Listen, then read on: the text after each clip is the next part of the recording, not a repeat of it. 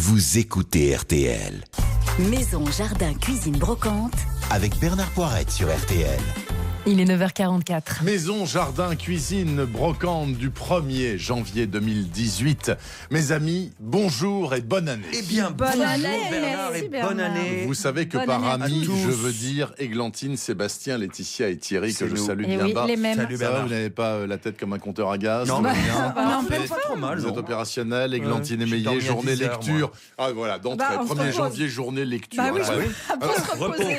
Faut dire que les beaux livres fleurissent par milliers chez nos libraires en ce moment, à l'occasion de Noël, mais pas que à cette occasion. Et vous avez cédé à la tentation. Laquelle? Ah, il faut dire qu'il y a des livres vraiment magnifiques. Et quand on aime, comme de nombreux chineurs qui nous écoutent, les sculptures anciennes, on craque pour un livre aussi imposant que beau. 11 kilos. Le livre Sculpture du XVIIe au XXe siècle par le Musée des Beaux-Arts de Lyon. Alors Bernard, vous avez dit 11 kg 4, pour moi C'est c'est énorme. 18 kg 9. Ouais, Il est imposant. hein. Il est oui, énorme. massif Mais en comme fait, bouquin. il faut bien ça pour répertorier les 800 œuvres conservées dans ce qui est un des plus grands musées français et européens. Le Musée des Beaux-Arts de Lyon qui abrite des collections dans pas moins de 70 salles différentes. De quoi parcourir l'histoire des arts, de l'Antiquité à l'art moderne. Il y avait donc largement de quoi en faire un livre, mais celui-ci, il est uniquement dédié à la sculpture. Alors, est-ce que c'est surtout un peu une présentation des sculptures qu'il y a dans le musée, ou est-ce qu'il y a d'autres infos, un peu d'histoire? Alors, en fait, le musée de Lyon a eu la très bonne idée de mettre en avant aussi bien de grands noms de la sculpture française que des sculpteurs lyonnais, un peu moins connus du grand public, mais pourtant très talentueux. Vous avez donc Rodin, Barry, Pradier qui côtoient les Lyonnais, Joseph Chinard ou Clémence Sophie de Sermézy, que personnellement je ne connaissais pas Non, moi et non que plus. j'ai Moi découvert. Et puis le livre s'attache à faire revivre toute l'histoire de la sculpture selon les époques artistiques. Donc ça raconte en filigrane l'histoire de ce magnifique musée des Beaux-Arts qu'est celui de Lyon, le tout sur 4 siècles. Ouais. Il y a quand même 592 pages d'un livre grand format, C'est ça, il est grand. avec hein. beaucoup de photos, un catalogue de fins qui reprend l'ensemble des œuvres à voir. Franchement, il va vous falloir l'année pour l'étudier, Ouais, mais il est clairement. vraiment passionnant. Mais Page je vois- 382, moi j'en ai vu un que je connais, j'ai une reproduction, c'est L'Ours Blanc Il est de voilà. François Oui. Pompon, Oui, si ma Pompon. mémoire est bonne. Exactement. Pompon, bien Très sûr. connu celui-là. Magnifique, Très connu, bien sûr. Mais je vois qu'il n'y a pas que des statues, il y a aussi des décors. Mais Et oui, oui. puisque je vous dis qu'en filigrane, on a l'histoire du musée. Ce sont les décors sculptés de l'abbaye royale, par exemple, celle qui abrite le musée depuis le XVIIIe siècle.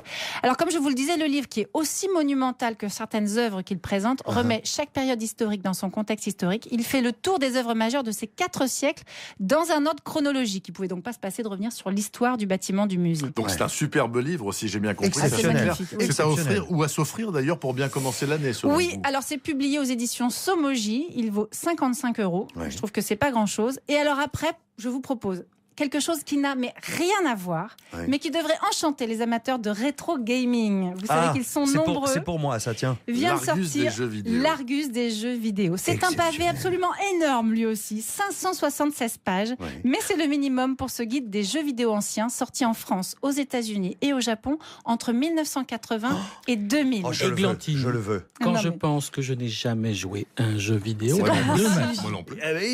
Jamais trop tard, mon cher Mais il n'est Thierry. pas hein. trop tard. Non, mais et alors, vous Ah, allez c'est voir. où, là, Ce c'est qui, livre, ça je savais que Sébastien, que ça vous Oui, ça intéresserait. m'intéresse. À chaque fois, en plus, vous avez le nom de l'éditeur du jeu, de la console, son année de sortie, son Ouais. prix en euros. Il y a 18 000 cotations, 15 000 jaquettes à découvrir. C'est ultra complet. C'est aux éditions LVA. C'est vendu à la boutique du collectionneur. C'est sur Internet. Ah, ben, ça, Sébastien. c'est pour moi. ça. Ah, il va se faire un petit cadeau, je Donc, pense, le sculpture, Sébastien, ouais, là, jeux pour vidéo, vous avez 2018. Pour. Je le sens bien. Mais en attendant, Sébastien, Oui. en attendant l'Argus des jeux vidéo, Ouais. vous voulez, ce matin, vous avez envie, tout simplement, de nous faire part de quelques vœux. Mais oui, pourquoi pas, Je Bernard sens que ça va bah, être une chronique politique. Aïe, aïe, En aïe. quelque sorte, oui, parce que pour une fois, on va pas directement parler de cuisine, de gastronomie, de gourmandise, mais on va prendre en effet un poil de recul pour parler sérieusement d'alimentation. On mange tous à peu près sur cette planète 3 fois par jour. C'est dire si les enjeux sont énormes. Et c'est donc symboliquement par une question essentielle que je voudrais qu'on commence l'année, le gaspillage alimentaire. Il y Voilà. a des façons plus joyeuses de démarrer l'année, mais je reconnais que c'est un beau challenge. Voilà, Il faut bon, relever. alors, on en a pris on connaît- conscience, ce qui est déjà pas mal. C'est hein. déjà bien. Alors, on connaît tous les chiffres. Si on les connaît pas, je vais vous les donner.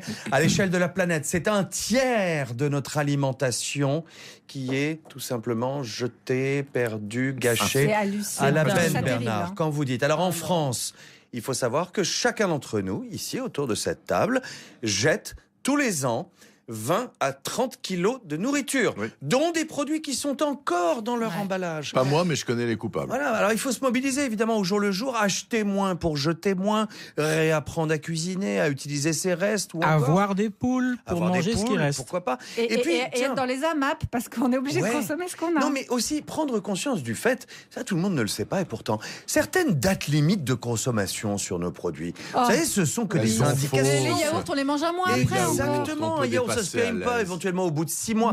Moi, voilà, je jette plus pas les la miens. viande, pas le poisson. Non, ça va sans dire, Bernard, mais yaourt, pas de problème. Regardez-moi. Pas de souci, aucune intoxication alimentaire. Moi, je suis d'accord avec vous, mais tout ça, c'est pas forcément facile à assimiler. Il faut un apprentissage, quoi, finalement. On est bien d'accord, Laetitia, quel que soit son âge, on peut, je dirais même plus, on doit désormais se cultiver en cuisine, comprendre et respecter les saisons, ne pas acheter de fraises espagnoles en janvier, faire la popote avec les gamins, ça c'est très important, pour qu'ils comprennent que même un burger qu'ils adorent, ça demande du temps, ça demande du soin. Il vaut mieux l'éviter parce que ça enlève de la forêt au Brésil, les burgers. Et voilà, si on va au fast-food du coin, burger une fois par mois à la maison, c'est bien. Cuisine à la maison. Et puis tiens, non mais n'empêche qu'il faut buter un bœuf et les bœufs ils prennent sur la forêt. Une fois par semaine, une fois par mois, ça va, c'est pas le bout du monde. Non, puis il y a quelque chose de très important aussi. Prendre conscience du fait que, j'insiste là-dessus, le fait maison, ça nous coûte moins cher. Bien sûr. C'est important. Et alors, c'est vrai, oui, ça demande un peu de temps, au jour le jour, d'imaginer, de préparer des repas. Mais voilà, c'est un choix à faire pour nous, comme pour notre planète. Alors, comme vous le dites toujours, Sébastien, il y a du bulot. Il y a du bulot, mon cher Thierry. Exactement. Et vous avez bien raison. Alors, vous allez pouvoir me taxer d'angélisme, aucun problème. Mais je pense qu'on ne peut pas faire autrement désormais. Manger moins, mais manger mieux. Boire moins, mais boire mieux. Défendre les artisans, les producteurs locaux, soutenir les commerces, les restaurants indépendants. Bref, voilà, découvrir ou redécouvrir le bonheur de s'alimenter de façon saine et juste. Alors je sais, j'enfonce des tonnes de portes ouvertes, mais cette année encore, je continuerai à marteler ce genre de message sur RTL. Ça fait jamais que 10 ans que je vous bassine avec tout ça. Alors, des recettes à partir des restes. M'arrêter, voilà. Ouais. Et je vous propose donc qu'on trinque maintenant à ces bonnes résolutions avec un bon champagne d'un bon vigneron élaboré en bio, ça va sans dire. Sachez-le, la Champagne est l'une des régions viticoles française où le bio progresse à pas de géant. Bien. C'est important. Voilà. Bien trinquons. Santé. Je vous promets que je ne laisserai aucun reste de champagne. Absolument. On peut compter sur Thierry sans aucun doute. Thierry. Laetitia, elle est pleine de bonnes résolutions aussi, forcément. Vous savez, c'est les trucs du 1er de l'an, donc elle va nous en faire part dans un instant. Et puis Thierry, qu'est-ce qu'il a trouvé d'intéressant dans le jardin? Un truc très bon, je suis en train de le manger. Justement. Le 1er janvier. Il va nous dire aussi quelque chose de futé. À tout de suite. Maison, jardin, cuisine, brocante.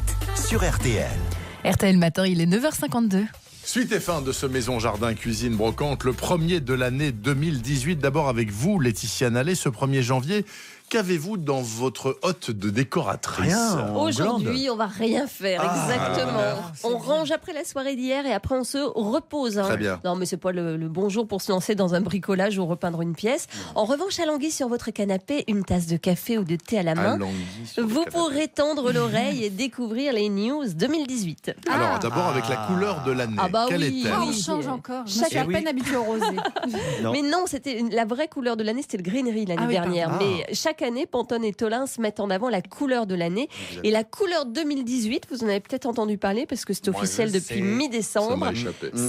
C'est, allez-y alors. Ultraviolet. Exactement. Oh là là, il va falloir remédier parce que moi j'ai du mal. C'est un violet avec du bleu. Le violet, c'est profond. La teinte des évêques. Exactement. Ou de Jimi Hendrix. Exactement. Bon, là, vous savez tout. Donc c'est une couleur aussi bien spirituelle que anticonformiste. Oui. Et qui est très très jolie. Prince aussi, qui était très dans le David violet. Bowie. Alors comment on l'a choisi cette couleur de l'année? Eh bien, il y a des experts couleurs qui sillonnent le monde, qui visitent Monsieur tous les... Pantone et Monsieur Tolins. Exactement. Ils visitent tous les salons mode et déco, ils analysent ce qu'ils ont trouvé. Et chaque année, quand ils sortent la couleur, on est toujours un peu étonné. On se dit, tiens, pourquoi cette teinte? Moi, j'aurais pas misé sur l'ultraviolet qui a tenu le haut de l'affiche il y a quelques années. Et pourtant, comme disent les experts, regardez autour de vous et vous verrez que cette couleur est déjà là.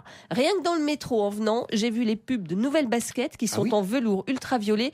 On cite pas la marque, ils ont pas besoin de pub, mais bon, c'est vrai, voilà. L'ultraviolet est déjà là. Alors en déco, votre ultra machin, on l'utilise comment? Ultra mâche. Avec- Il est fan de violet, je le sens. Avec un orange pour une cuisine gourmande. Ça irait bien chez vous, ça, Thierry, non? Pas mal. Oui. Dans une chambre avec un rose poudré pour calmer le violet, ou avec du rose fuchsia pour une montée d'escalier psychédélique. Ah, ça me plaît bien. Avec ça. du vert, c'est bien aussi. Moi, j'avais fait une salle de bain avec tous les murs en violet. La Oui. pièce apparaissait plus chaude, plus enveloppante. Ah C'était oui. très Ah, agréable. j'aime ça dans Donc, les WC, couleur de moi. l'année pour la ferme de Thierry, l'ultraviolet. On va en Je veux entendre absolument aller voir ça. Quoi d'autre à part ça, à part l'ultraviolet? Un nouveau lieu à découvrir sur les Champs-Élysées au numéro 86. Et d'ailleurs, 86 Champs, c'est son nom. C'est un lieu partagé entre Pierre Hermé et l'Occitane. Pierre Hermé, c'est le dieu du macaron. Exactement. Donc on va On- déguster bien des macarons sûr. et tester des produits. Des Ah, c'est crèmes ça. et des parfums, exactement. Ah, c'est bien. Et ici, je vous en parle, c'est parce que la déco est signée Laura Gonzalez et franchement, elle a C'est assez spectaculaire, merveilleusement hein. Oui. bien travaillé. Oui. Elle s'est inspirée d'un tableau de Cézanne pour les couleurs, sous bois, un paysage avec de l'ocre rouge, des verts profonds. Alors sur un mur, elle a apposé de la chaux, puis des peintures à l'huile avec des motifs géométriques, mais c'est à tomber. Vous verrez sur place des portes en laiton mat, un lustre avec 1000 ballons en verre soufflé à la main. Ah, ça, c'est splendide. pas mal. Un du tout. mur Très, d'eau, très beau, ça. des fauteuils en velours avec des teintes pastel qui rappellent la gourmandise des gâteaux, d'ailleurs, qui sont fabriqués devant vous, les gâteaux. Ça a hein. de la gueule, Tout je comme dois la dire. fabrication d'huile essentielle. Si Génial. vous aimez la déco, franchement, le lieu est inspirant, avec un souci du détail incroyable. Mais allez-y, en plus, voilà, c'est une boutique, Moi, c'est je vais y gratuit. aller. Et puis en plus, on peut grignoter un macaron. Exactement, et Ou tester deux, les crèmes. ou deux. Pourquoi un seul ou deux Le 12? 86 Champs, donc au 86 Champs-Élysées. Voilà. C'est un lieu partagé donc entre Pierre Hermé et l'Occitane. Laetitia, je dois rajouter qu'on vous retrouve tout à l'heure à 10h30, à 10h15. Hein. Mais oui, évidemment, À avec l'antenne. Christinas Pourquoi pour votre Donc vous êtes- astro 2018. Vous êtes totalement polyvalent. Je dans vais ce faire vos 1er signes janvier. astrologiques tout à l'heure. Très Vous allez bien. voir. L'année avec s'annonce cette bien, fille j'espère. Et vous, Thierry Denis, en ce 1er janvier, est-ce que vous avez de jolies plantes dans votre jardin pour fêter la nouvelle année? Bah, bien sûr, Bernard. Alors déjà, de très beaux fruits décoratifs qui jouent les prolongations sur mes pommiers de Sibérie et des montagnes de Chine. C'est ce que je suis en train de manger, je pense. hein. Ils sont différents de nos pommiers français, Alors, là. oui, parce qu'ils sont moins grands, c'est mi-arbre, mi-arbuste. Oui. Alors, ce qui est un grand avantage dans les jardins d'aujourd'hui, où la place fait défaut. Leurs fruits sont surtout adorables. C'est des petites pommes de poupée, pas plus grosses qu'une bille, aux couleurs super vives. Il y a du rouge pétard, de l'orange, du jaune soleil. Alors, nos bonnes vieilles grosses pommes françaises, vous le savez, elles tombent à l'automne, tandis que ces petits fruits miniatures d'Asie, ben, ils tiennent sur l'arbre en hiver, un petit peu comme des toutes petites boules de sapin de Noël. Mais même s'il fait froid. Alors, ils sont même alors encore plus beaux. Ah, bien. L'an dernier, à la mi-janvier, mon jardin était couvert d'un givre dingue, exceptionnel, Ah oui. qui a fait ployer les branches des sapins de tout le Morvan. J'ai bien sûr pris des photos et regardez ce qu'a fait le givre sur les petits fruits rouges pimpants de mon pommier Red C'est vraiment Sentinel. Noël, hein. C'est C'est beau. splendide. C'est mignon. Vif, hein, Vraiment J'ai très, du très goût. joli. Et là, Éclatant, hein. Elles sont tombées du coup les pommes après. Eh bien non, détrompez-vous, parce que ces petites coquines, elles sont restées accrochées. Pas le moins du monde abîmé. Oui. Alors, en fait, l'explication, c'est qu'elles sont tellement bourrées de sucre antigel qu'elles résistent. Bon, après, il y a eu le coup de froid de fin janvier, rebelote février, une météo pas facile. Voilà, le le bilan bilan. de tout ça, Ouais, c'est bah quoi oui. Eh ben, bilan. moi, je dis excellent. Mes petites pommes Red Sentinelle auraient presque tenu jusqu'à la fin février. Bon, d'accord, les oiseaux de mon jardin, que je nourris pourtant, ont soudain trouvé, à la mi-février, qu'un peu de pommes serait bon pour leur santé, et une journée... Ils ont tout bouloté. Ils ont tout bouloté. Alors, pas tout, parce que j'ai eu le temps de récolter les dernières. Et vous les avez croqués alors du Ah coup? oui, quelques-unes, pour le plaisir de faire comme les oiseaux. Oui. Bon, je vais être C'est franc. très sympa. En fin d'hiver, leur goût n'était pas extra, mais Moi, j'aime bien, moi. vous voyez, j'en ai fait Est-ce que aussi vous- de la Il en a gelée. fait une Mais il y en a gelée. apporté. Et c'est précipité Je sur ma signale gelée que qui est Sébastien ne peut super plus bonne. parler parce qu'il est en train de C'est ça. baffer la gelée. Ah, je l'ai depuis un quart bouloté, d'heure. hein, totalement. Et Glantine, Délicieux. en plus, c'est du bio C'est de vrai. mon jardin. Mais il va falloir que je lutte contre Sébastien et Laetitia qui ont déjà tout C'est trop mangé. bon. C'est délicieux, C'est franchement. bien hein. si c'est bio en plus. Et où ça se trouve, ça? Moi, j'en avais rencontré, je crois, une fois au Canada, vos pommiers décoratifs, là. Maintenant, on en trouve beaucoup dans tous les pays un petit peu froids, Ouais. la France y compris, le Canada. Alors, je recommande surtout aux auditeurs deux variétés qui me font franchement craquer. Il y a Red Sentinel, dont j'ai déjà parlé, et puis aussi le pommier Everest. Everest, c'est comme la montagne. Oui. Lui Mais aussi, avec un il est E. à craquer. Et puis bon, un petit pommier comme ça tient dans un jardin. Un jeune plant, ça coûte quoi, 25 à 40 euros. C'est pas le bout du monde. Ça me plaît. Eh ben, écoutez, c'est une très bonne Et suggestion. c'est très bon, hein. Mais c'est bon? Ah, Ouais. c'est Ah bah, délicieux, c'est super. Bernard. Alors, très Merci bien. Thierry pour la gelée. Vous attaquez 2018 du avec bon pied, gourmandise. Sébastien Demorand, sans absolument. aucun doute. Mes amis, je vous souhaite à nouveau une très bonne année. Merci Bernard. aussi, Et Bernard. à l'antenne année, de bonne année à RTL, tous. chaque week-end, des bonnes années à toutes et à tous qui aimaient Maison, Jardin, Cuisine, Brocante.